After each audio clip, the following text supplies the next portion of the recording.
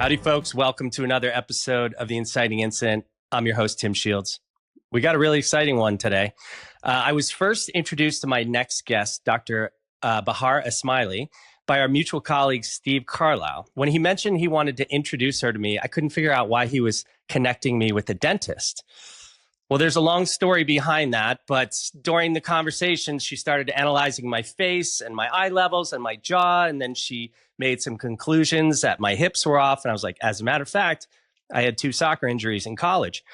So it was supposed to be a 30-minute call. Steve dropped off after 30 minutes. We talked for an hour and 45 minutes. And I will just say it was fair to say it was pretty catalytic.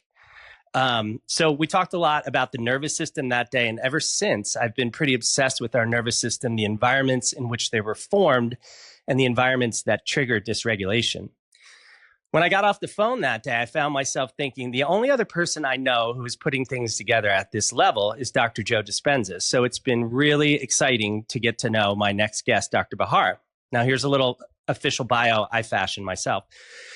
For 10 years, Dr. Esmaili practiced dentistry until 2020 when she began watching her daughter slip away. Doctors really didn't understand what was happening, so they gave her different diagnoses, including labeling her daughter as autistic. This was when she began to really realize how traditional Western allopathic medicine was failing us, thus launching her journey down the rabbit hole. Today, Dr. Bahar's daughter is healthy, and as an integrative health practitioner, Dr. Bahar's work sits at the intersection of breathing, sleep, nervous system regulation, chronic disease reversal, and the adaptive capacity of humans.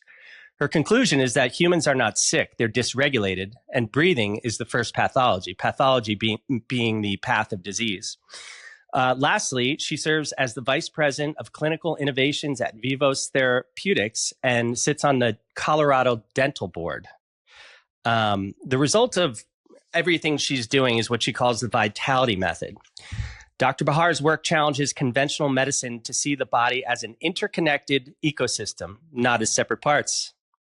Dr. Bahar, it's great to see you. Thank you, Tim. Actually, this was the first time I heard my own bio and leave it up to someone who knows how to use the words to introduce you to you. And I enjoyed listening to that as much as everybody else. And I'm just so thrilled to finally be here and doing this particular podcast because I have so much to share in my journey that is outside the clinical as I learn more and more, Tim, about human body. And I know you're going to get it out of me. And I hope that my audience, my own audience that have been waiting for this version of me can get that out. So let's go. Well, you know, as this is the inciting incident and mine happened at 17, I always ask people, who were you, where were you, and did you have any idea who you wanted to be when you were 17? You know, my journey has took me across the world. I grew up in Iran, born and raised till I was 20 years old. So I lived a little bit over half of my life in the United States. I learned English as a second language, and I went to college. I went to dental school here. So my professional life, my grown-up life, my frontal cortex life happened in the United States. But when I was 17 years old, Tim, that's funny you asked that. I was fully aware of one thing. As a matter of fact, when I was 14, but when you're 17, you see things. You know, you're like in that transition, high school, you know, what do I want to be when I grow up? I grew up with war, famine, you know, like in a war-ravaged country during the after revolution of Iran.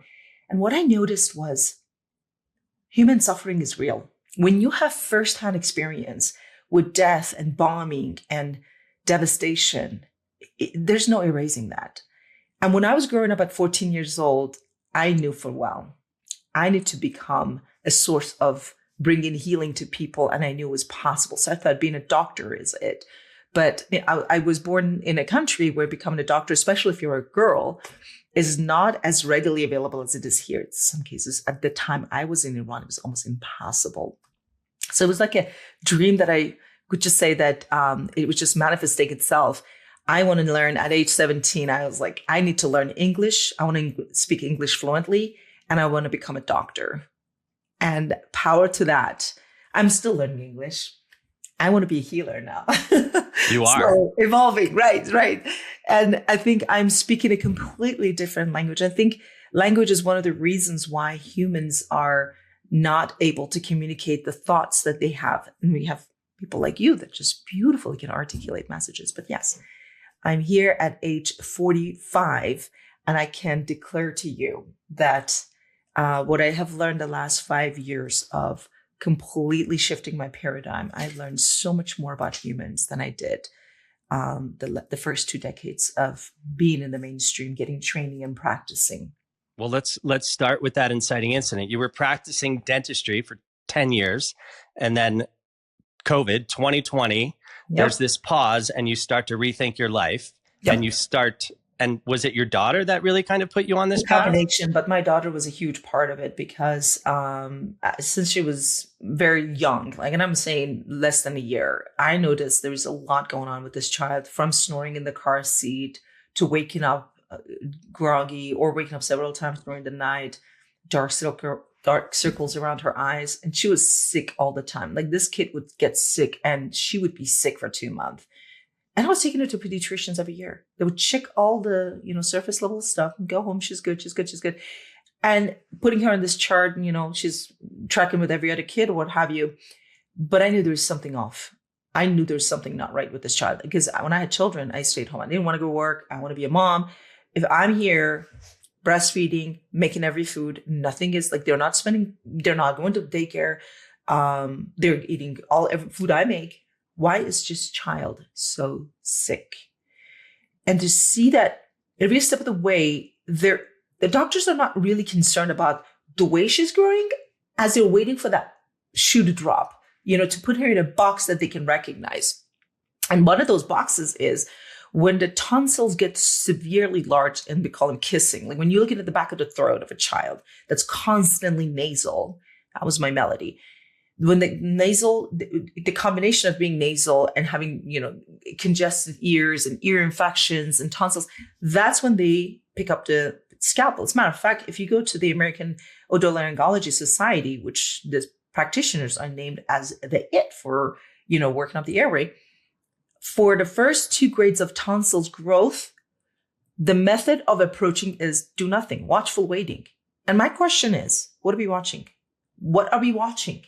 Are we expecting the lawn to take care of itself? Are we expecting the weed to pull themselves out? What are we watching? Nothing, until they get grade 2 and above. And then we're concerned with putting on steroids, anti-inflammatories, pick up the scalpel and amputate the body or immune cells that are doing their job. And to me, that approach at the time didn't make sense, but that's all I was offered. It took me 3 years to get a sleep physician to take a look at her and order a sleep test to find out my daughter had breathing issue. She never slept a full cycle of sleep. Her little brain never got a chance to go into rest. And that's what the children need. And at 6 years old, going to school, being 7, they're pushing to put a label on her because she's ripened up enough as ADHD, borderline autistic. And now I'm awakened into what's really going on, but I'm not going to let them put my child on medication. I let them take the tonsils out, which I regret to this day. But by the time I found out she had entire body was suffering for breathing, she was 7 years old. And now the school wants her to be on meds, because when children are on medications, the school system, basically that child is disabled, especially ADHD medication. Yeah. And the performance of the school is not reflected by that child. And to me, I didn't want my daughter to be a part of that statistic. This is a brilliant child. And that's when Tim and I start questioning my own career, because of all things that was happening, her face was very asymmetrical, and and I knew her jaw was completely shifting, and I knew that her teeth was grinded down completely. She was grinding her teeth at a rate that I haven't seen as a dentist at that point. And I thought, this career is not serving the one person that I care the most about. Who else am I not helping? And that was 2020. So yeah, the journey has that when you flow with it and you do not, you silence that internal voice that's asking, what is the real picture I'm missing here? And that if you not silence that intuition, the answers are all out there. I think the biases are keeping us down to, I don't need to know. I got to go back and pay the payroll, do what I signed up for. And 2020, the 3 months during pandemic is when I finally got the chance. Didn't have student loans. Yes, I had a practice, but question, okay, you're 10 years into this. What do you want to be when you grow up? And I wrote that mission statement, which you're very familiar. When you declare to yourself, there's no going backwards. When the ink dried on my mission statement, I declared to myself, I don't want to be distracted by teeth. I need to understand how body works, how people are dysfunctional, and what can I do to reverse that? Because had I known what I know now when Melody was born, it would have been a different story, but that must become my message.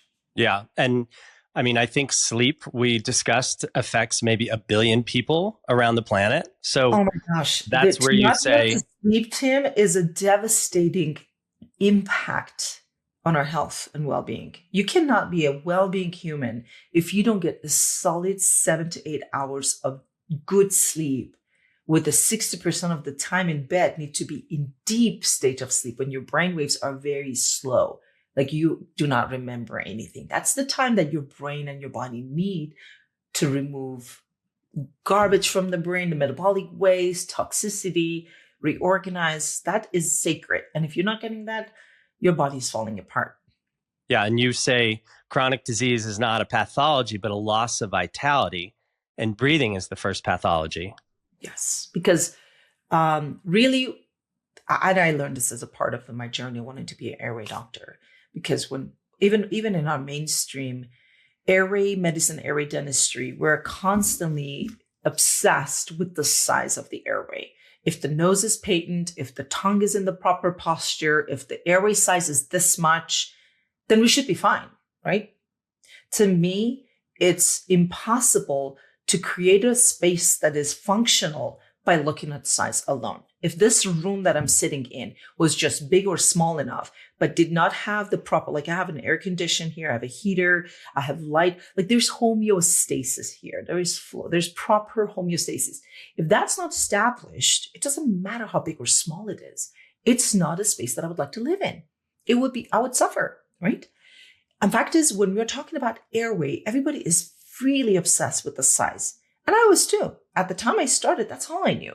Until I learned airway is nothing but a hollow space within our body against the space, the air outside of our body, which is the air is air. When it's inside you, it's within your structure of you. I always like to use my little demo here. The one cell that made the human with all the tubes and functioning and fluids was one singular cell, day one. Imagine this is you at one cell at conception. This one cell was its own universe, has a nucleus, had a mitochondria, tubes within to transfer stuff, ribosome proteins, cell wall that completely separated it from outside, electricity within that cell wall, gradients of voltage. So what happened is there was vibration, there was frequency within that cell, the proteins jiggling, and the idea of the frequency created to that turn that one cell into two. And when the two cell had the same idea, go through the same, become four. Now we have a clump of plasma and a bunch of cells that's not yet a human, but it's a bunch of cells. You think, well, how is that possible for that to become a human? It's like now it's getting organized. It has to produce tubes and layers to move fluids, to make flow. Because now, instead of a bunch of homes, we have a city that needs to have streets, regulations, and we're going to have light coming in so we can actually establish take out the garbage. Take out the garbage, deliver food. Exactly. We have tubes within our body. We have tubes for air. We have tubes for blood. We have tubes for blood to go to and from cells, like highways, right? Like rivers. We have tubes for managing food to go into our system and get eliminated from our system. We have tubes for lymphatics. We have tubes for electricity, and that's called fascia. Fascia is what basically holds us together and encapsulates us, and it moves our electricity. It basically is the hologram of who we are. So imagine that one cell that was doing that vibration is now you. Bunch of cells with tubes and layers and systems, 11 to be exact, trillion of those cells that talk to each other through electricity. So when I look at airway, right? Because this is where I really want everyone listening to this. I'm not talking to another doctor because most of my podcasts are done with professionals and we get down into the technicality. But I'm loving the fact that you're not. And I get to really bring this down to its essential elements, describing who we are and how our bodies function. And honest to goodness, I didn't know how human body works, let alone I didn't know how mouth works and what is the relationship of nervous system to development of our face and mouth till I did. And I realized the connectivity and the importance in some parts of the body that falls apart brings a burden on the rest of the system. So the tubes that form us, they have to work against pressure gradient change. That's breathing. When we're moving means we're going from one space to another.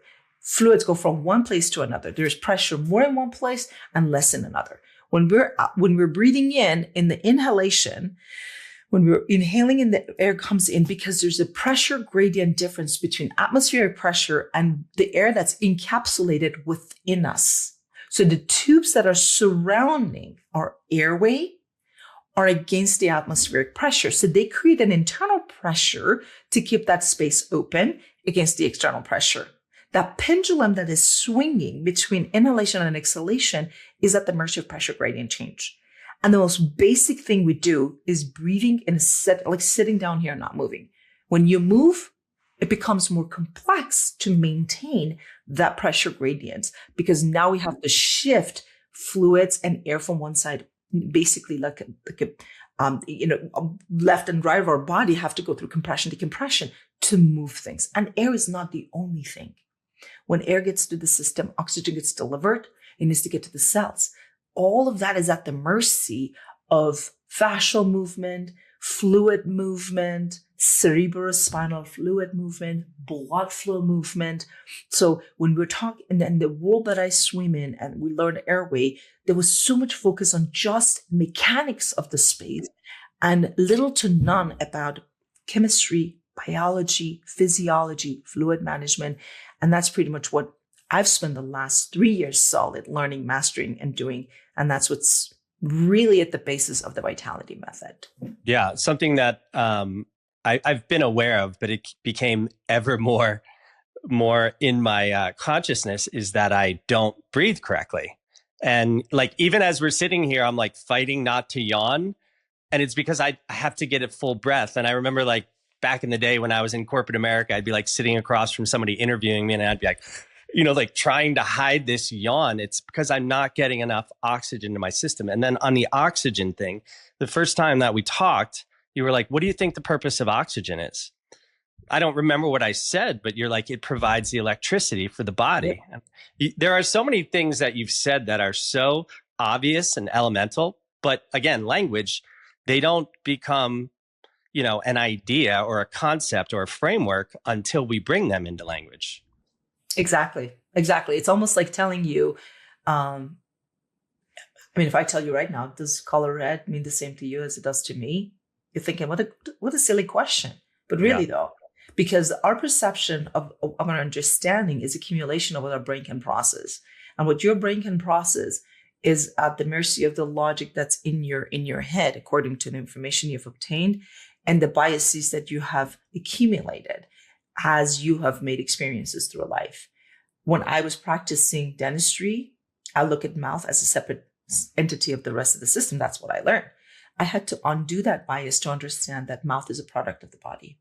That unlearning and relearning process is what really takes the grind. And that requires us to get a new way of thinking. And a new way of thinking means I no longer go with the logic that's already here and busting through that. It's like driving through sand in a desert. The longer you stay in that circle, the easier it is, but equally as hard to get out, but equally as important to get out. Because the only way that we can acquire new information and move with science and not stay stagnant is by applying new information. And it's okay to change your mind when new information presents itself. And the only thing that we have control over is seeking the truth against what does not hold true anymore.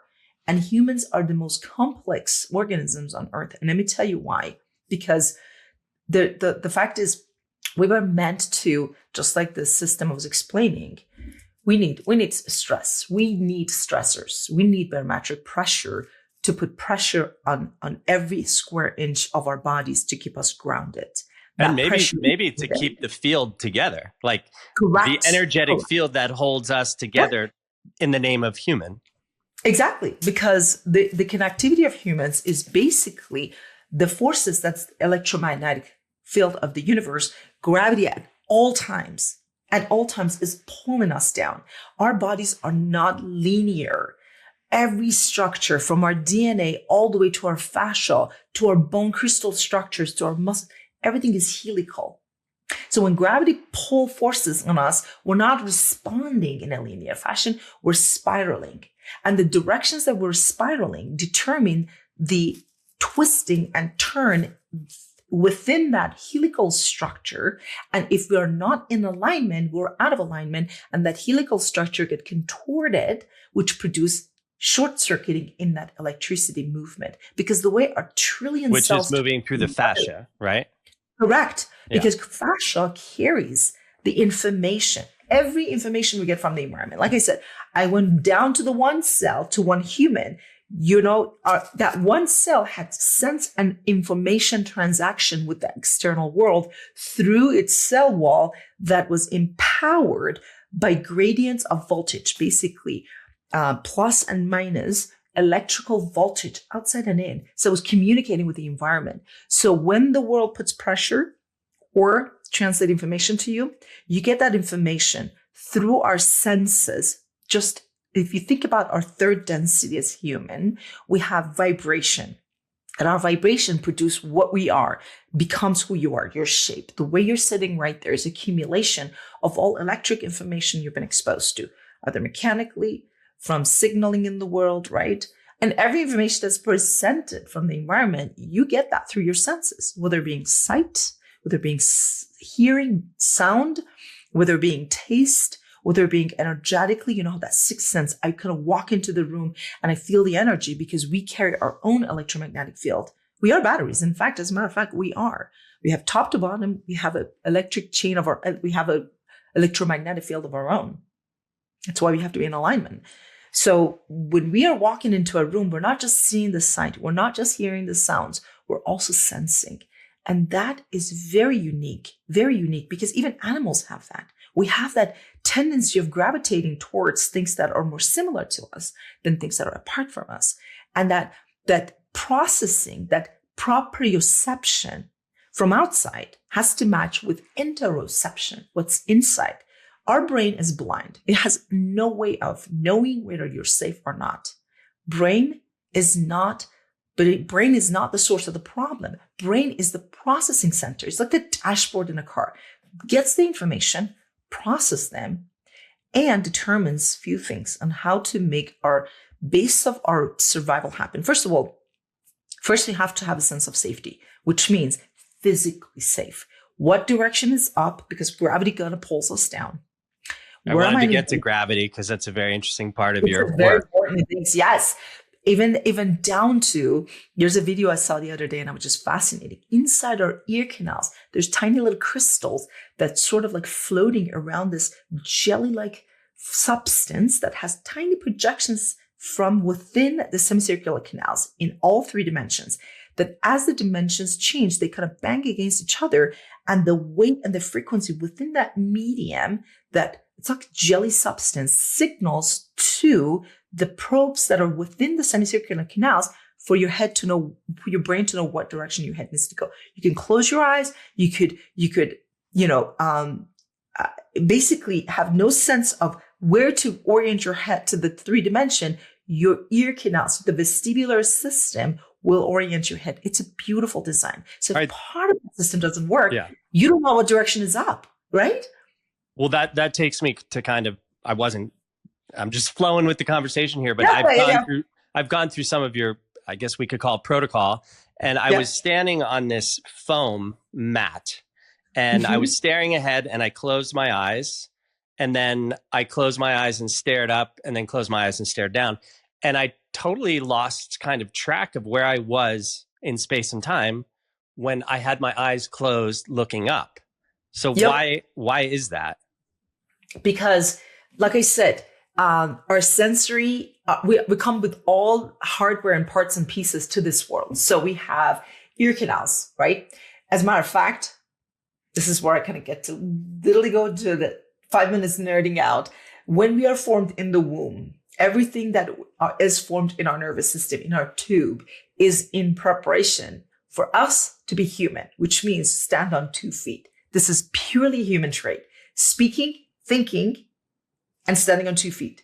That's what makes us human, right? That's how gorillas are not humans. They can't speak.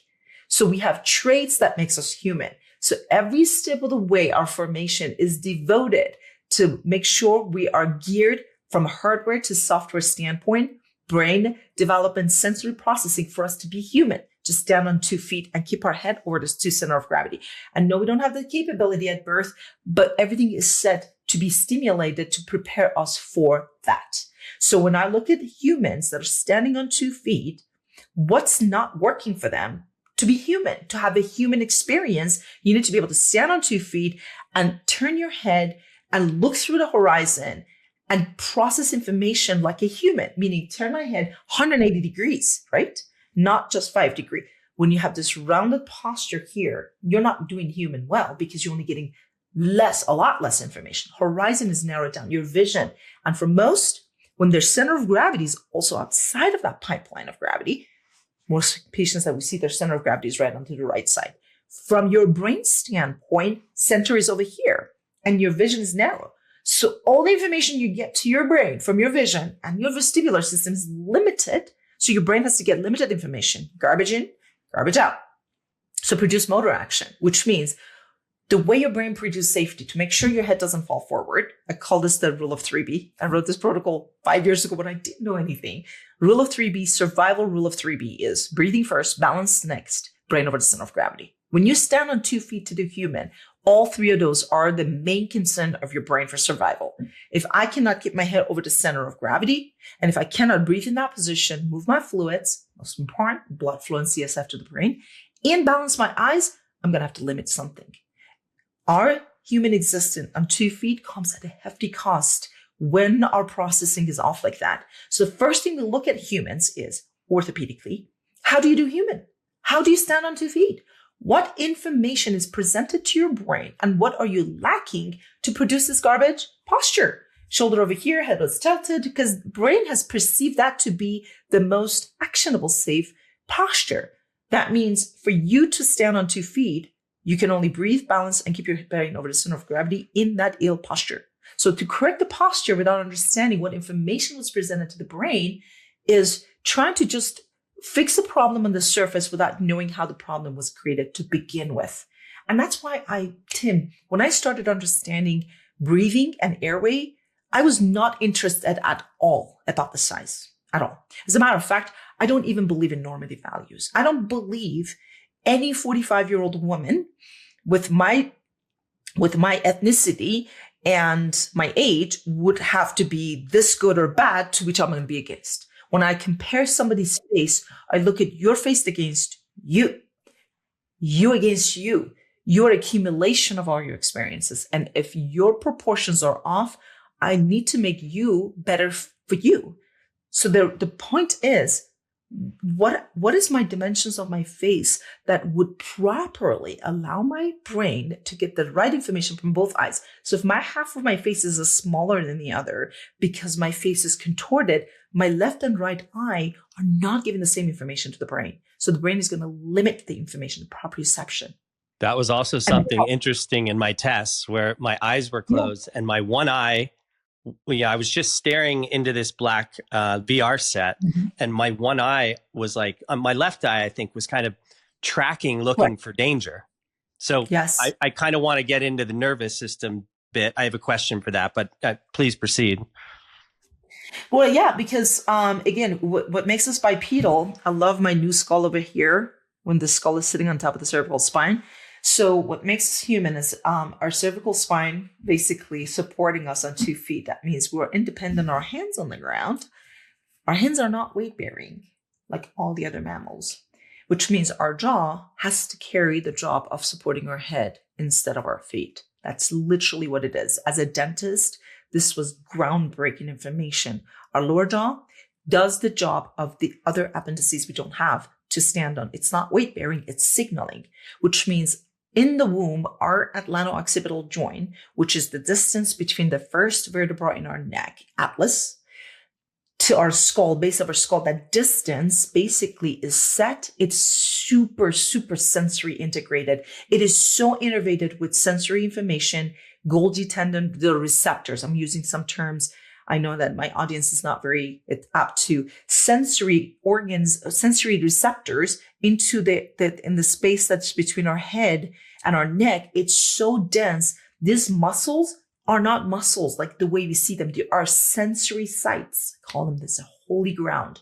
And that distance is super vital for compression of the neck and how we actually stand on 2 feet. Okay. And that was set as a primary mechanics of stabilizing on our 2 feet. The secondary mechanism to that is our ear canals. So when you're heavily relying on your ears to stabilize you, that means there's something wrong with the position of your neck sitting on top of your head. Contortion of the occiput to begin with. Like I said, back of the skull is pretty important, how it is supported bilaterally and is able to do this movement as we're walking. Our atlas does kind of pump action, atlas and occiput, as our head moves through space. And if one side is not working, you default back on secondary mechanism inside your ear canals, which has a reflex to your eyes because now you're overusing your eyes for stability that should come purely from your neck. Isn't that amazing, Tim? Brain has several ways of compensation. One system falters, it goes into the next. Let me just draw everything back in and give you guys something that you can actually think about. I'm going to ask you the question again because I ask you, and I love your answer, Tim, by the way. I never heard this one. What sank Titanic? Don't tell me bankers. Well, I don't remember what I said, but I guess the disproportion of water in the tanks that gave it stability. Did the iceberg sink Titanic? That was a cause of it, but it did not sink it. So the world throws us the stressor. The first breath we take is the stressor. Think about the iceberg. Iceberg was a challenge. No, that was not a stress. It was a bad stress, right? We need stresses in the world. Why? Without a challenge, how would I push? If that one cell had nothing to move against, there is no movement. There's no forming. There's no shape. We need, when we are making a vase, when we're making a pottery, we need pressure inside and pressure outside. The sum of the two forms the vase for a function. Airway for breathing, face for communication, what have you. So our form requires the stress, good stress. It's when does the stress become bad stress? Like when did the iceberg become a bad? The iceberg, the stressor, challenged a vessel that was perfectly able to homeostatically balance itself with buoyancy in water in the environment that ship was cruising in. We cruise in gravity, right? So when we are going through life, we're able to, now imagine Titanic had a little bit of an imbalance to begin with, like a boat. Like if you had a sailboat, the top is kind of like leaning to one side, the bottom is heavier on one side. It's still cruising until a challenge comes in. And challenges that stability. It's not functioning at 100%. It's cruising along at 80%. That's when I see people that are imbalanced in their posture. It's not that they are pathological. They are making human happen. They're doing human at a cost. Now, some at 20% cost, some at 50% cost, which means the more expensive it is for you, neurologically and structurally, to do human, the less you have to deal with the stressors of the world, which means a good stressor can become a bad stressor for you. A good stress, a eustress can be a bad stress for you because it challenges your system in a way that doesn't have the way to adapt. Because your adaptive capacity internally is being spent to do one thing that should have been free for you. Human on 2 feet, standing, balancing, breathing, right? Yeah. So Titanic sank because when the iceberg come in, it produced stress, some part of the ship that challenged its capacity to adapt, keep its buoyancy with that part not working. Now, it did not in the middle at first. It was the accumulation of water accumulating in what part of the ship. And if you think about it, up until that point, dining halls were open, people were dining and dancing and what have you. When the system had that stressor introduced, now we have fluids in one part of the system and it's challenging its physical balance. At that point, electricity started going out, dining halls get shut down, and now the fluids are moving farther down. And since the vessel can no longer keep its balance, it go crank, right? Yep. We continue to not have access to dining halls. That's a given. People are out of their room. They're not getting sleep, right? So think about it. It was a progression from the minute the streets produced and the capacity to adapt was lost from an electric standpoint of the ship, from a physical standpoint, from basically the experience within the ship, right?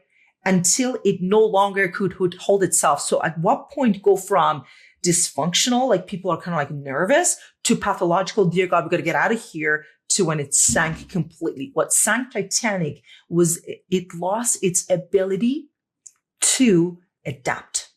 It did not have the resilience to adapt. So that's why it sank. So going back to the example of a human, when you get stressed and you do not have the internals, mentally, chemically, physically, the three aspects that we compensate and we keep up with the world, we adapt to the world, is going to determine when we start having our electricity involved. Now our digestion gets impacted, our breathing and our sleep gets impacted. At what point the Titanic experiences start being so awful, like living in your own body, think about it, becomes so cumbersome that just being in the body is hard. When I look at humans, I don't see disease.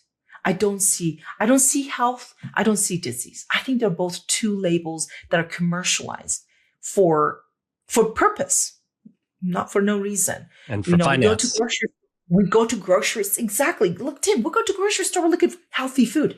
And I get that. Like people go to, I look at young generations. I love how they're becoming smart. They're like, let me take you to Costco and what you thought was healthy, let's look at the labels. Because commercialism, labeling and marketing is really a huge thing into selling you one thing versus another, right? Because if you think about why the world wants us to know disease and health, because if we feel like we're sick, we're seeking someone to be our savior. Who would be that savior?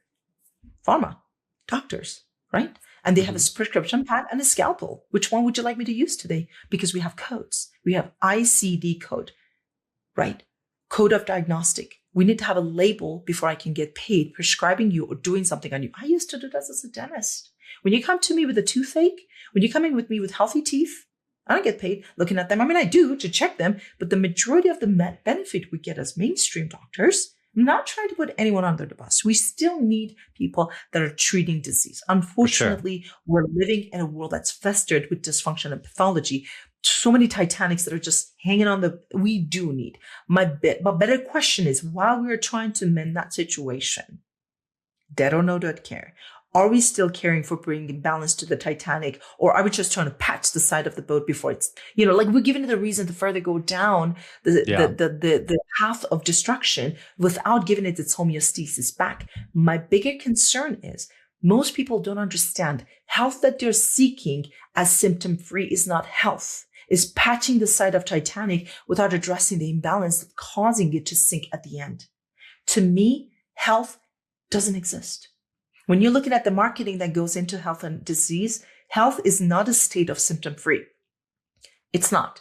Health is ability to adapt to the world's stressors and use the stressors to grow and create resilience. We have adaptive capacity to create resilience. Resilience means I can take more stress and not break. The Titanic that could get back to balance. Now think about it. We are not considering fixing Titanic to bring it back to homeostasis when it's kind of like this, correct? We're like, well, we still need medicine. Correct. I know that the structures break, TMJ gets, dislocated, teeth get fractured, frozen shoulder. Dysbiosis. Unfortunately, our bodies incur a lot of damage along the way without the homeostasis. The balance of the stressors of the world and our internal response becomes the state of your capacity to adapt. If the world puts more stressors on you, then your internals can adapt. You end up with loss of range of motion.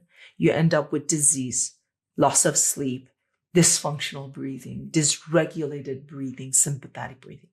If you put more response to stressors in the world because you get them from every angle and your brain constantly is losing its state of safety. So it's basically responding to 3-level stressors, mental and chemical at the same time. You have mental stressors and you have indigestions and you have poor posture. So there's 3 stressors your brain is trying to respond to. Your response becomes amplified to stressors at a level that's not justified. What does that look like? Hypermobility, OCD, autoimmunity, right? Body attacking itself because the stress because when there is a stress, when there is a lack of safety perceived in hypothalamus gets a response either from hippocampus or from pituitary. They tell, we're stressed. Turn on the 911 call. The response is always the same. It doesn't matter if it's an unhealed childhood trauma or a poor posture and breathing or lack of sleep or food that you had exposed to or chemical toxicity. It doesn't matter what the stress kind of ticks off the balance. When the balance is tipped off, the response is always the same.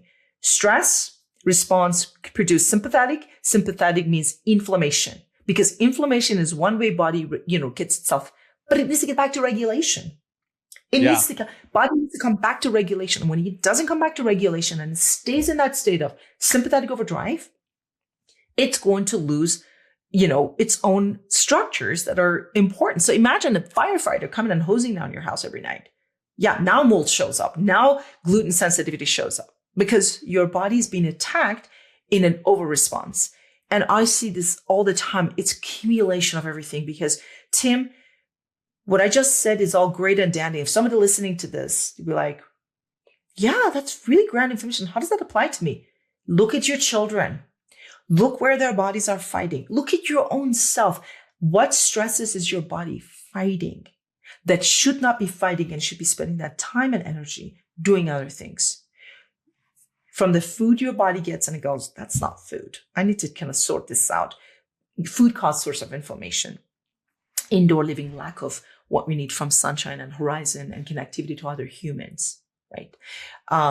What are the things that we're not provided with? We spend all our time looking at our phones and slumped over computers. So our biology was not created for that. Lack of mobility, right? Yeah. Movement is the number one thing our fascia needs to move our electricity. So the stressors that we are getting in this world from every angle, from food to air that we breathe, to emotional environments we're exposed to or lack thereof, lack of emotional support, to stressors physically, you alluded one, posture, indoor living, lack of movement, traumatic things that are traumatic experiences that are kind of norm right now. Let me name a few of them because you're thinking, concussion? Like, I've never been to an accident. What are you talking about, right? Yeah. This is kind of a good segue into a question I want to ask you. So, which brings us kind of to the nervous system. So you basically grew up in a war zone. And as I see it, this kind of gave you what I'm going to call like a blueprint or an experiential map of trauma in your nervous system. And the way I see it is a dysregulated nervous system is like a tightly wound coil or spring, like waiting for that trigger. And now your work is disentangling the traumas of the nervous system.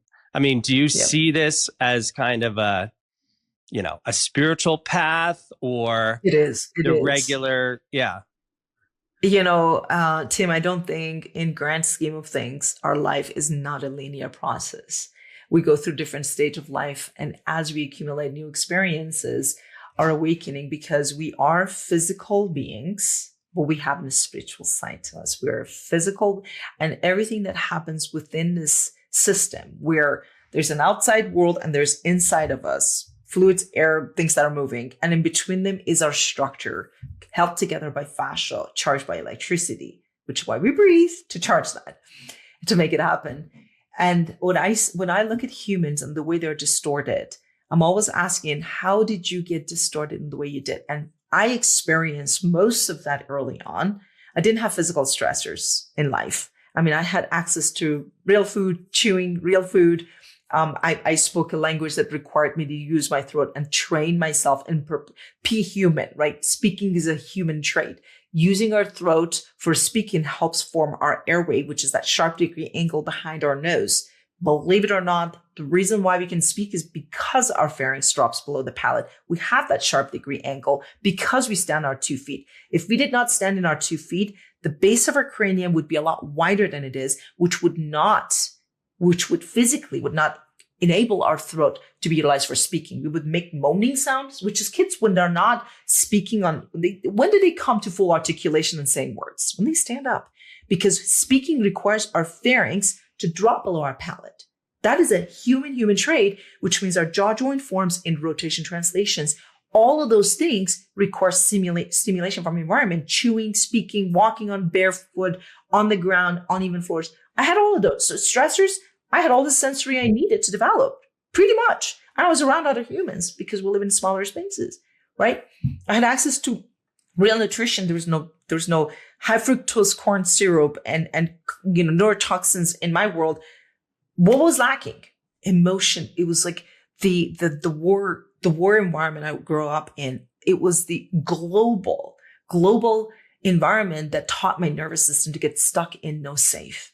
I remember I was like not really safe, young, you said, and not being safe. Not safe. So basically, yes, growing up where any minute the sirens would go on, you're doing your homework, you're just having a normal 6-year-old life, and sirens go out. We'd run to the shelters and bombing, and you come out and you see human devastation. Like you see people that you know their house is bombed and they're dead. That becomes engraved in your nervous system, no matter what, because you have no frontal cortex. Becomes survival part of you.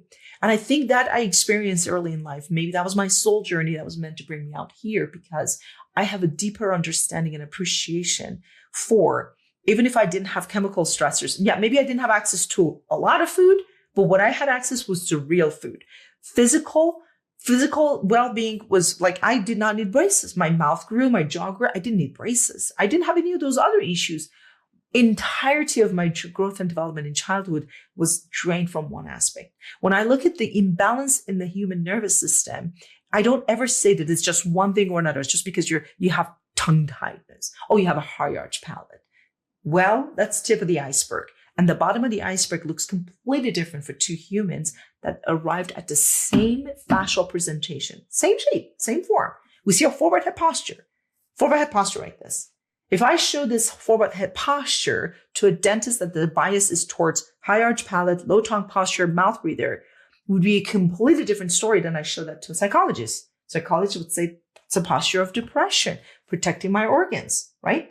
If I show that to a podiatrist, they say no, because they're foot imbalanced. They can't support their body on 2 feet. It's a foot problem. I show the same to a chiropractor, would say no, it's a damage to the upper cervical. Their head cannot support itself. Which one is it? All and any, and maybe a combination. And that combination is exactly 39 million, if not more, amongst 11 systems, 3 major categories that we hold ourselves up, right? Titanic had a buoyancy, had a structure that kept its buoyancy, the cruise ship had its electricity, had dining halls, had, things moving, cruise personnel moving around with it, providing service. So all of that got disrupted from one stressor that it could not hold itself against. That is probably the best example I can give people. When a functioning system that developed with mindfulness of connecting all of its system and tubes and organs and trillions of cells together via basis of how it's connected, when that connection gets lost, the system goes into stress, period. Now, it doesn't go into stress physically because it incurred a physical stress. It almost always goes into stress in all levels. When you call 911, does just the police show up? No, everyone shows up. And when they show up and never leave, the devastation of them not leaving, when the nervous system is turning on the inflammation, the cycle of inflammation turns on, it impacts your nerve mentally, chemically, physically. To what degree, it's what your body can respond. What genetic you have been given, what nutrition you're provided, what environment mentally and emotional, spiritually you have access to, what physical challenges you already have, that becomes your response against the world. What set of cards you have in your hand, that becomes your response. And that's different for someone who grew up in USA than someone like me that grew up in, which is why 246-year-old women in my age and my ethnicity, if they did not have the same stressors, will not have the same response to the world. Then why are we looking at clinical studies and normative values to explain to us why people are dysfunctional? Because to this day, 5 years of just treating nervous system at this point, I can tell you one thing. I am yet to meet two humans that are the same. Don't exist. Yeah. Don't exist. We are different individuals, and that individuality and our experiences create us who we are. So instead of me looking at a certain way of, this is our protocol, my protocol says, let's look at your nervous system and let's listen intently to your nervous system and look at the information your nervous system is provided. Analyze those to see what your nervous system needs to perceive safety and homeostatic again, to create adaptive capacity at a cheaper rate to human. That's health to me, if you want to call it that. Like, we're playing golf with your health. I always use that. Well, Ball in the cup is the goal. Yeah. Ball in the cup, but in the least amount of hit. So how does, I have somebody I know very well who was just diagnosed with Alzheimer's. And I hear a lot lately about Alzheimer's and Parkinson's and stuff could have something to do with the cerebral spinal fluid flow. So yes, can you explain what cerebral spinal fluid is, and then what is the importance of that, and how might that be affecting all that? I'm actually going to ask you, I'm not going to answer your question with a question, but I'm going to pretend like you're the audience, and Okay. I need you to speak an audience of audience. Pretend like you haven't talked to me and you don't know everything you know about and Dr. Joe. So do you know what the role of cerebral spinal fluid is to begin with?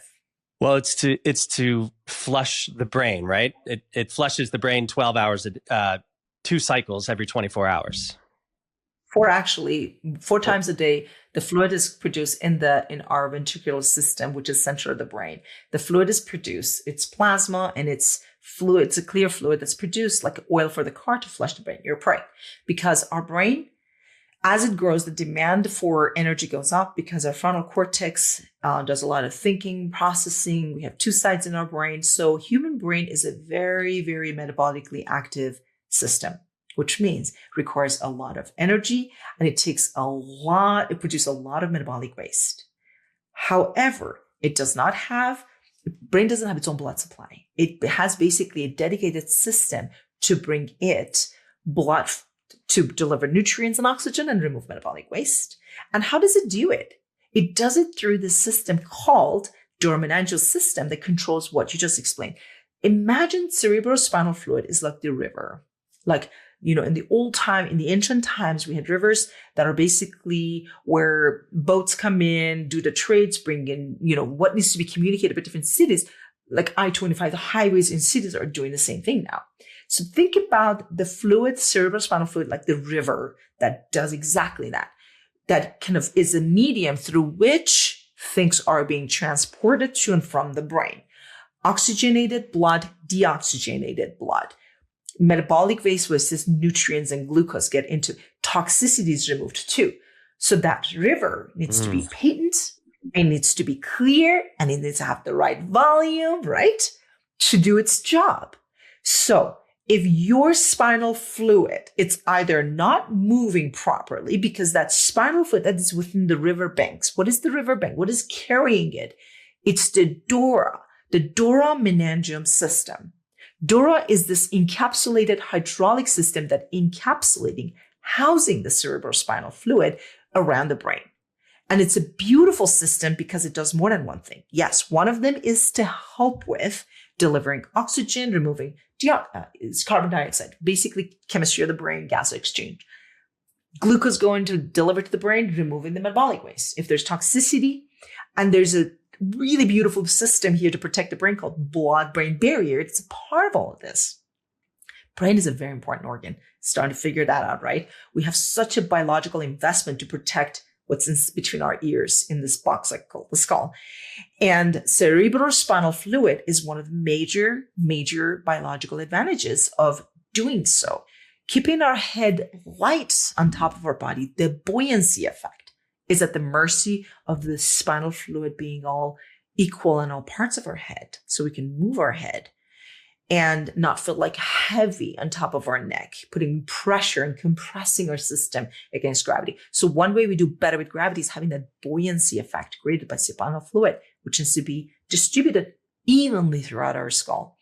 The other thing is to cushion the brain against concussions and forces. If you move your head like this, the cerebrospinal fluid protect the important content of our brain. If you have a concussion, like a force against your skull, it protects your brain to a great degree. When the breath is what's pumping it around, right?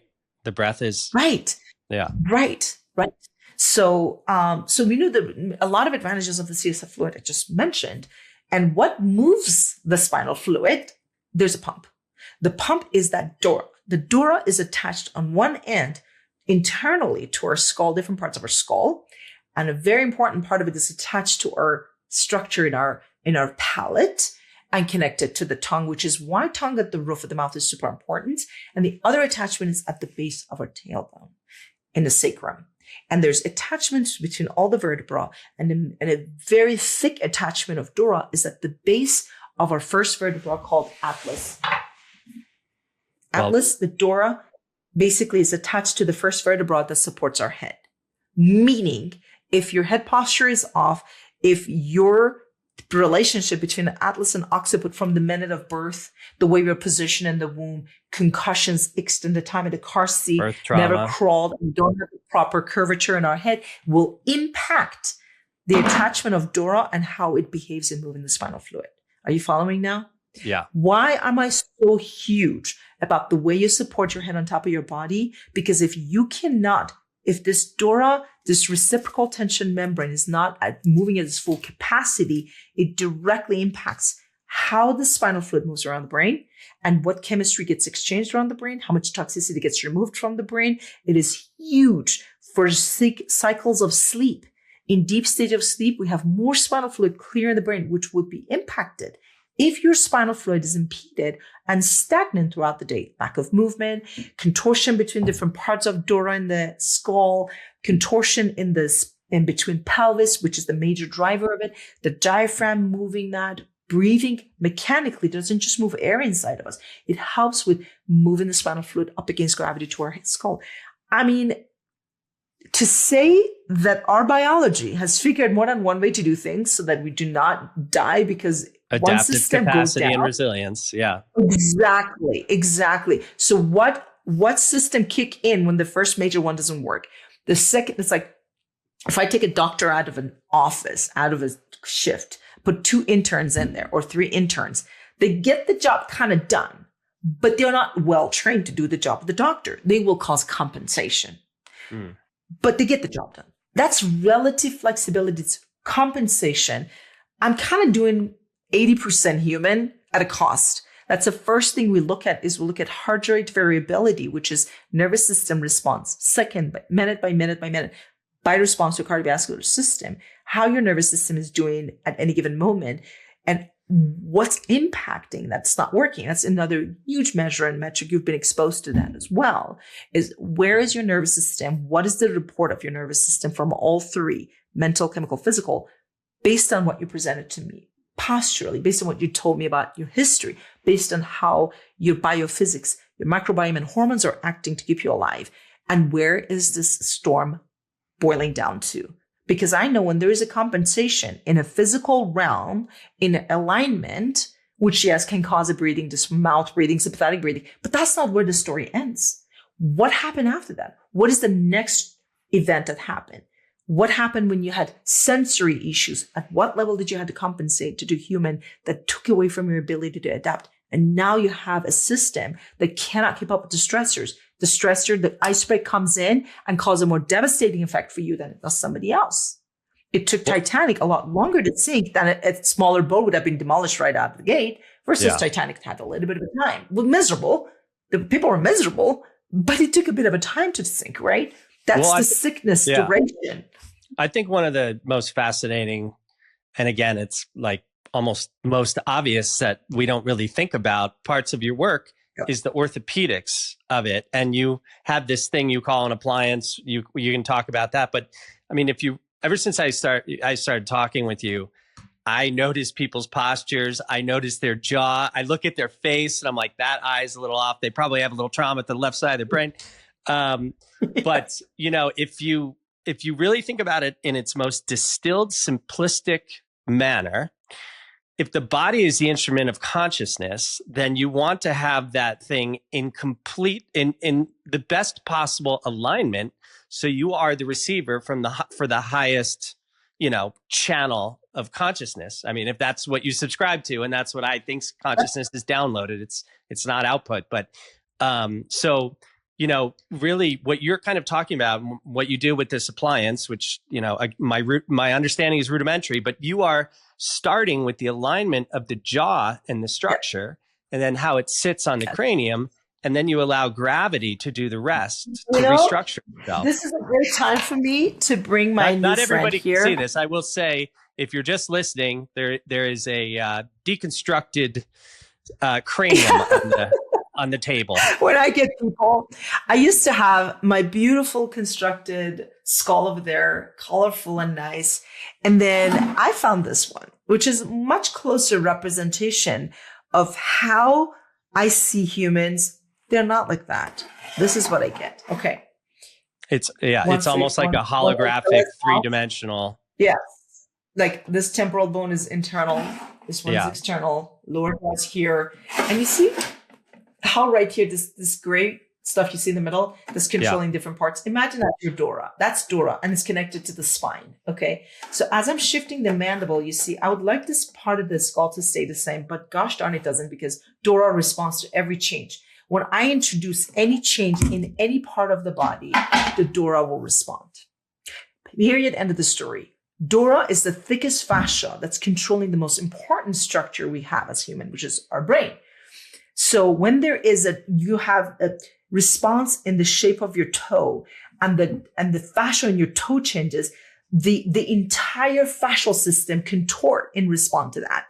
And it's not just one area, all of it, because they're all connected.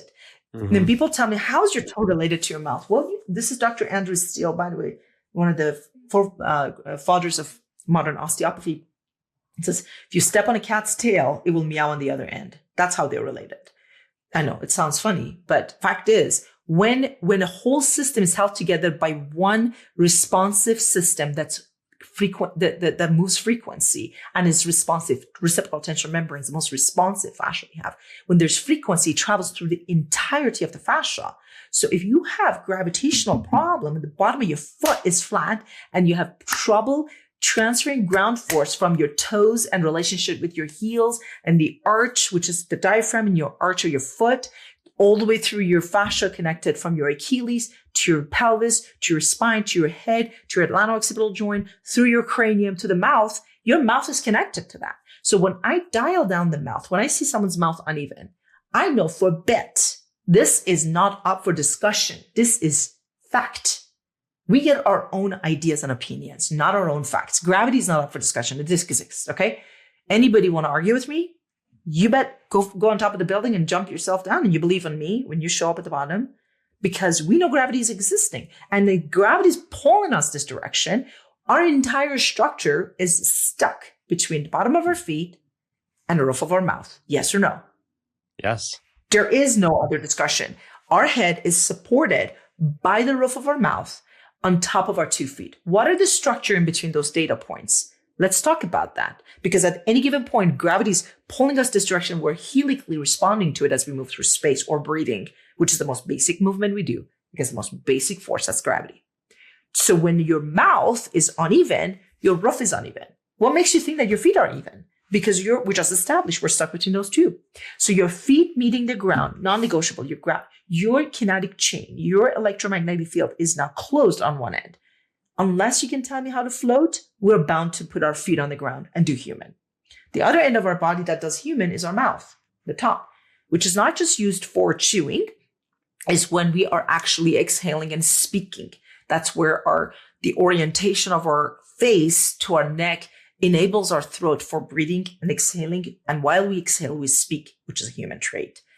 While we're standing on 2 feet, it's a given. While we're balancing our eyes with the horizon, to do is standing on 2 feet and propelling through space and moving our head like a human.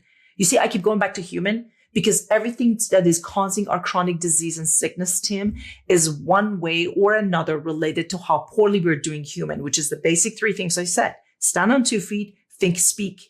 Keep yourself balanced, breathe, and make sure your head doesn't fall forward. That's human. How do The you heal? three dimensions of humans you talk about, which are Exactly. structural, Because the sensory biochemical, information and that nervous system. exactly. And nervous system is accumulation of all sensory that comes from outside, interoception, what's inside, and in between is your shape, fascia that controls everything. So who you are is accumulation of all the stressors you've had and all the internal responses, which means the proprioception from your toe. Proprioception is mechanically your feet signaling to those receptors inside your toe, in your skin, in your joints. Each one have their own receptors, telling your brain who you are in three-dimensional space. Yeah. Your ear canals have different receptors. Your mouth has different receptors. Your eyes have different receptors. All of them have to go into our cerebellum and our basically brainstem and cerebellum. They're going to decide how we are orienting ourselves against the gravity that's pulling us down and what direction is up and who we are and how to breathe in that position. So if fluid getting to the brain is getting jeopardized because your head is unstable, because ligaments are getting poor, Titanic has got this going on. Like the best way I can describe upper cervical instability is get that visual in your head of Titanic kind of barely hanging on to the reef. Nothing is working within that mothership. Nothing because everything, that ship was no longer one unit. It was two separate units and they were disconnected. Upper cervical instability, which is a dysfunction in our neck, connect. And most of these patients, Tim, are having malalignment in their mouth as well. I have a total malalignment in my jaw. Well, I mean, most of us do. It's just like but I mean, like right now, like if I try to eat a burger, like my jaw clicks when I go down. I'm always like, you know. But I have kind of an esoteric question for you. So when we first started, talking, sometime in November, I was sitting outside and I had a really bad back problem. Like I could barely get out of the chair. And I started this document where I just started writing the history of my nervous system, starting with my parents. And, I realized my dad was injured in World War II on the right side of his shoulder. And then my brother had Legg-Perthes disease. And then I kind of favor my right side and my hips out of alignment. I'm wondering what you think about, sort of generational trauma, which is energy moving through biology, moving through time. Exactly. Do you think there's a relation there? I mean, honestly, the science is very young, and there are a lot of practitioners in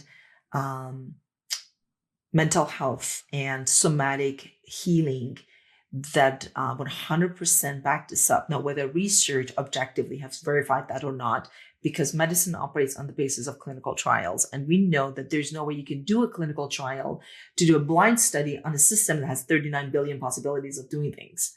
So to say that we cannot, some of the information we learn is outside of what we see and feel and touch. The third density, the physical aspect of humanity. We can measure stuff in the blood and urine. We can see your gut microbiome. We can see how your heart is responding.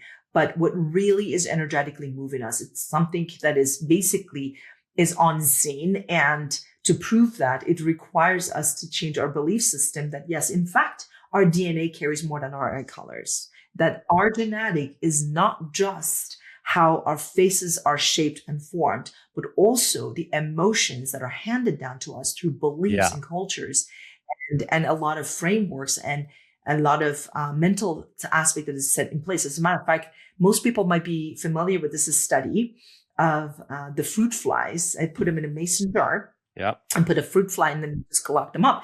And this fruit flies were only able to fly about 3 or 4 inches within that space. So after 3 days, they opened that jar. The fruit flies would not go beyond that. And that's so interesting because their lifespan is so short. So the next generation that they produced within that system, they never met the lid, but they simulated the same behavior. They were not moving beyond the boundaries. That's culture. That's belief system. When we are born, we don't have prefrontal cortex. That one thing that makes us human to think, it's discernment and critical thinking and personality that forms as we get information from the world. Energetically, information is presented, and our left and right brain at that point need to be fully functioning so we can hear both sides or whatever sides to any situation and make our own determination according to what makes sense to us or not. Let's be an individual. However, before we have the ability to do so, which is our frontal cortex formation, I think somewhere between 24 to 27, depending on who you talk to, the formation of our frontal cortex is complete. And that has to do with the formation of our base of cranium. The cranial base is also complete. Up until this point, it's kind of spongy, which means it's adaptable to formation and growth of our frontal cortex in coordinates with the growth of our face in a diagonal direction, which means as our face grows and we speak, our brain grows. As we think thoughts and our frontal cortex grows, we speak them and our face grows in the function of articulating those thoughts. Now, what's robbed off of modern human, Tim, I'm asking you. Our brain are getting more stimulated before we have a functioning frontal cortex. Children come out of the womb before they can crawl, they have an iPad in their hand. They're processing information in their higher brain with 2 dimension before they have a cerebellum that tells them which side is right or left. They're not speaking. They don't even have, even kids my kids' age, they don't speak. They use a lot of non-verbal communication. So the speaking part is lacking, which is a part of formation of the airway, by the way. I spoke a full Persian language and I use my throat in every possible dimension. My kids I cannot even tell you how little they're using their God-given ability to speak. They're using everything for digital and with their thumb. Even if when they speak, they're shortening their language even. Then less and less of their face formation as the frontal cortex is getting more information fed from eyes and ears. Like we're getting bombarded with information. It's like the same thing with our nutrition. We are overfed and undernourished because information comes in. Processing is not that. We're not doing much with it to become individuals. We just absorb them, and our logic and our belief and our limiting belief is formed before we have a function for our cortex, which is why we're wondering why people are just constantly saying, but that's what I believe and that's what I know. And Dr. Joe does a beautiful job saying, well, you need a new brain. You need a new wiring in your brain because what you believe to be is limiting your physical being and in all senses possible. Because until you understand your frontal cortex and your emotion is what has been genetically handed down to you, the environment you grow with, it's almost like having that music in the background that you don't know where it's coming from, or the manual brake in the car that's on, and we're going through life with full on putting on gas and we're wondering why our system are getting bogged down, because that manual brake represents the environment we're exposed to. So no, that is not esoteric. As a matter of fact, this is as science comes, that when you grow up in a culture, in an environment with religious thoughts and things that are handed down to you, that keeps you within the herd, because programming, conditioning. Species, yeah. We are a herd species, right? Herd animals. What happens if you fall behind the herd? If you are not the same as everybody else, if you fall behind, you become the prey. So our primitive brain wants to be safe, but our higher brain wants us to be individual. If being an individual comes at the cost of not being a part of the herd, because the herd has this packed belief, be like everybody else, sit down and shut up and do what you're told, speak when spoken to. Now imagine, I'm just talking about lack of sensory information. I call it modern home. Sensory deprivation chambers for children, because when you don't get sensory information, your brain doesn't have enough information to work with. Why do the kids have fidgety toys? They're lacking senses, Tim. Senses means touch, feel. Your skin is dying to relate to your brain who you are. Kids that are autistic, this is number one thing that they don't have is sense and touch. And to communicate with the world, we need afferent information going to the brain. Disafferentation can cause dysautonomia. This is Dr. Tony Ebels. I did another podcast with him talking about a lot of autistic ADHD children. When did the nervous system decide the world is not safe? When it's lacking information, when it's not given what it needs. And we're talking physical aspect. We're talking about nutrition. But talk about mental. Talking about the fact that we're raising them in bubbles. Talk about the fact that they don't have compassion. I mean, I go out there and I was playing with other kids who learn to fight, to share, to love, exercise, human traits. Joy, feeling sadness, feeling pain, going through all flavors of emotions, versus we want everything to be happy in the utopia. Yeah. Now you and get pain is so demonized, you know? Yeah, you get a participation trophy now. Just let for them showing get a up. scratch on them because they signed up for it. You know? Yeah. You got to be here to feel pain, because pain and pleasure are two spectrum. You cannot have one without the other. Joy and sadness are two ends of the spectrum. You cannot have joy without sadness. So no, I want to feel sad. And we know nothing is permanent for that matter, because human experience, our experience throughout life is going through ups and downs and frequencies of both ends. But one is lacking. Much of what we need to suffice those experiences are lacking. So what do? We compensate with scrolling, right? The dopamine we need to get from experiences in life, we're getting them from numbing our brain. That's our cigarettes, is dopamine, 30 seconds, repetitions, because I can predict what's going to be. The whole mantra around memes is because you've seen it over and over and over. It's the cigarette addiction, the memes that our kids are creating because, oh, I know it, I can predict it, so I got another dose of dopamine. And that dependency creates a mental framework that you can't get out of. So we've talked a lot about the mind and the nervous system and the body. There's this third aspect, which is the spiritual aspect, which is, we fight over religion and our God versus your God. But if we just think about it as energy, there is an engendering energy that can neither be created nor destroyed. That is the spiritual journey.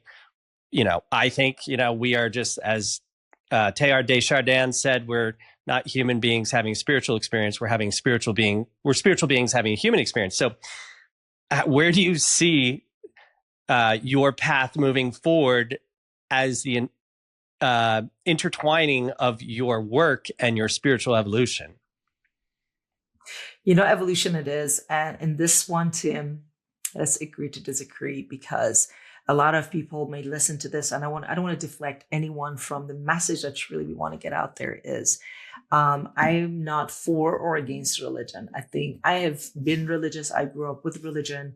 And even what I practice, I do follow Christ. That is my moral compass, but I don't practice religion of any sort anymore, or ever again for that matter, because there is a distinction between religion and then the spirituality, because religion is a set of frameworks we just talked about. And when that is set outside of that, you don't see, because even if you're talking about the spirituality of Christ, what was the message that Christ really wanted to bring to humanity? Was not religion. He didn't come to start another religion. He came to free us up and to remind us of our divine nature you just beautifully described. And who killed him? The religious leaders. People that thought that his message was too vast, because if every human gets to their full potential and tap into the divine nature they're created and become who they are, and they come out of the matrix of laws and rules and know that their frontal cortex is in charge and come out of that pre-programming, then we can't control that. So I have to believe at this point, again, I'm not being politically correct about this, because we are individuals, and this is purely what I believe as a human. I don't represent any entity for that matter. This is what I purely believe. If this was the truth, I would tattoo it in my head that in fact is truth as truth comes. We are going through experiences in life in search of truth, because our divine nature wants to guide us back to that. That is our homeostasis, is where we came from. That deviation from it was to experience the opposite, which is love. Love is not a feeling and is not an emotion for me. Tim, to me, love is the flow like the river, the flow that exists when you step into it. When you have that awareness, then you will become fully aware that you are not fully as one single human capable of doing all things for you. When I have a spiritual gift, which is what I do, my spiritual gift is not to benefit me. As a matter of fact, I don't even need any of my own treatments. My spiritual gift is what's benefiting everyone around me, because in that transaction is what we're experiencing, the willingness and the desire to serve and to love means to be able to connect to other humans and seeing them outside of their programming. No human inherently is evil. And I don't believe in evil. I believe in frequencies. I 100% believe in frequencies. I know, in fact, our intentions in our head need to be rewired. And that rewiring requires us to say, these are a set of beliefs I was handed off to. So when I see Christians that are saying, well, you got to believe in this or you're going to go to hell, I'm thinking, but you're not living the truth of what you believe to be. So the blueprint you have, it's almost like you have the drug and you say, this drug is going to help you doing everything. And you're sicker than everybody else. And this drug you need because it's going to make you just one drop, but you never took that drop. I don't see how that changed you. The fact that the mantra of religion is, let me just beat that in the head with everyone in the head, because I believe that to be their ultimate savior. Let me be your savior, but at the same time, you need to drink the Kool-Aid yourself. That's really where the distinction falls. And I'm just going to leave it at that, because I really want to get to the real bulk that you brought this up for, is our spirituality and how it leads us. Because in fact, there was a time when I was a doctor. I was an operational, I saw humans and I saw dysfunction, broken tooth, and a linear thinking that I was handed off to. Again, part of my program as an allopathic doctor, a cracked tooth requires a crown to save it, right? But the question was, why did you break your tooth? Why? And when I mastered understanding the ground force that broke the tooth, when I understood their toe position is the reason why they're hammering their second molars, it's when I started to think, now that I hammer toe, actually my friend and I the other day, we just talked about hammer toes and hammer teeth, literally what it is. When you're hammering your toe, you're hammering your teeth on the other side, because you're bound between those two forces. It's a little funny thing I want to put out there. But fact is, when I saw the physical aspect, then I stepped back and I was able to peel that layer of onion. That was what you just talked about. Our energetic field and our emotions just as much impact how we are leaning towards life or leaning away from. What we are gravitating toward or we're gravitating away from is what's internally coming with us. Remember, when we walk into a room, we absorb energies that are similar to. We attract what we are thinking and who we are. And some of that is not what you have developed as a human yourself. It's what you've been handed off. I grew up as a Persian woman in a country that practiced Islam, and there was a lot of rules and how you behave and who you are. And I remember 14 years old, I was anorexic, because that was merely that just pushed me into, speaking of me putting up against the world in the same area where the world was contorting me, basically limiting me. My response was, I want the control that the world was taking away from me. And I challenged that towards something that pushed me into a mental state of anorexia. And I battled that till I was 27 years old. And I'm telling you this because I believed I was what I was told till I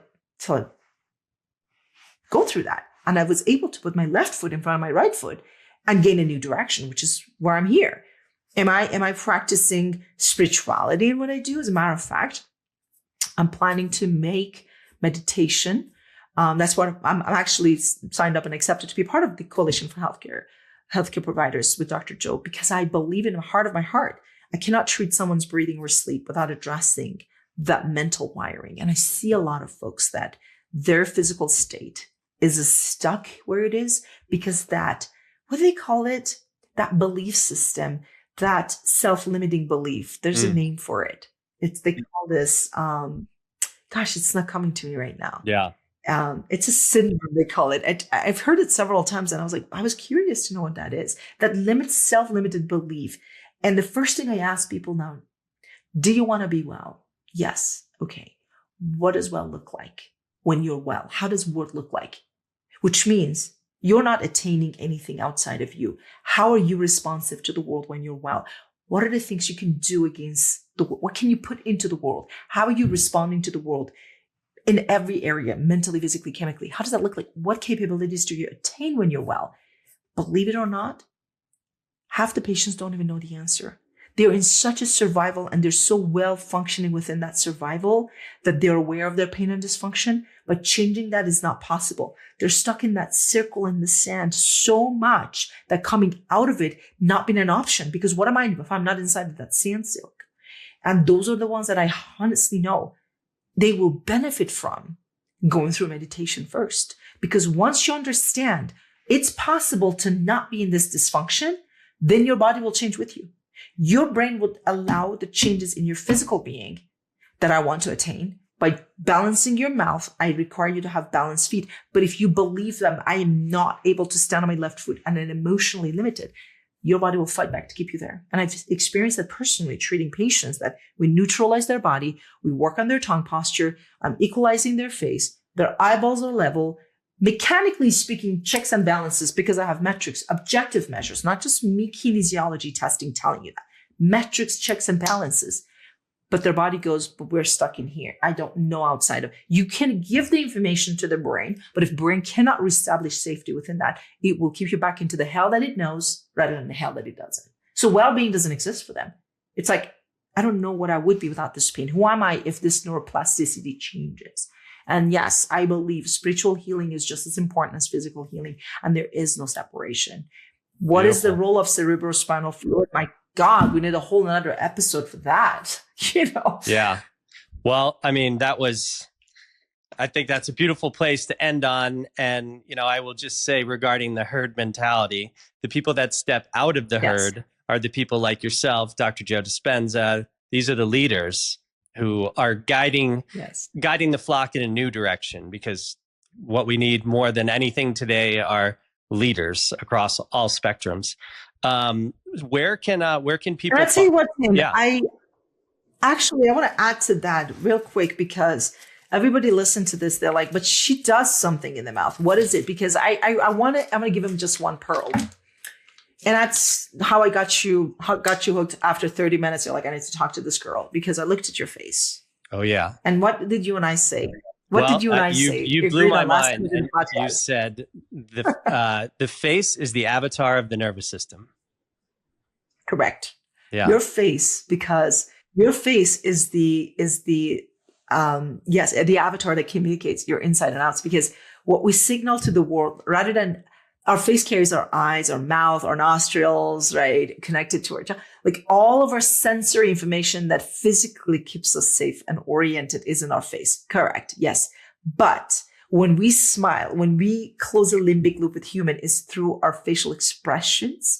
And that is accumulation of internal. So when I look at somebody's face, I know where the restrictions are, because when your Dora is connected through the cranium to the face, literally is wired. Like I was just showing you this demo here. Dora is connected vertically and horizontally to all the structures in our face and mouth. So if your face and mouth is out of alignment, derivative of that to me is nervous system is dysregulated, whether it can compensate at a rate that it can afford or not. It is out of norm. It is not 100% functioning. It is losing capacity. Second thing that I know is by aligning that and by leveling that system, I can bring harmony into the Dora as it moves, because it's not just about shut your mouth and breathe through your nose. It's about what happens after oxygen get picked up with the hemoglobin, how it behaves when it gets to the tissue that it needs to go to, especially brain, how this movement of the spinal fluid, stagnancy, sets the tone. That's the actual act of respiration that's after air gets into the system. So I just want to make sure we close that loop, because I opened that can of worm and I never got to close it. And I think this is by far the most directed podcast I've done. I was able to articulate something important. I hope somebody listening to this, they're not leaving confused. They found something that's changing their viewpoint. If they are confused, they can go to your Instagram or whatever, where you explain all sorts of stuff. So where can people find you? So my Instagram handle is The Airway Queen. I know, it's so original. And then YouTube, you can find me The Airway Architect. I put a lot of informational videos, my interactions with patients. And also you can visit the website for Vivos. But I can tell you that Vivos is right now very much concentrated in a lot of treatments we do for obstructive sleep apnea or appliance therapies. So a lot of things you'll learn from here is within the new branch that we're developing within Vivos called the Center for Breath and Beyond. That's the pilot clinic you visited. And that's where we're embodying the vitality method as an interdisciplinary approach where oral appliances are used properly, the proper order. And our website is going to go up, but the Center for Breath and Beyond is probably going to be where most people can find most information if they want to come and become a patient. And also directly through Instagram, you can find a lot of information or send me a message if you want to learn more and see if you fit into our program and you want to seek us out. Outstanding. Well, this has been a fantastic conversation. I always love talking to you. Looking forward to more conversations and going through the whole protocol. And to be continued. Folks, there you have it. Dr. Bahar. Huh? This is where I would insert the applause button. But anyway, Please like, share, subscribe so we can beat the algorithm and get out there. It's getting out there slowly but surely. And yeah, until next time, I'm Tim Shields. Be well and, I don't know, have a good time.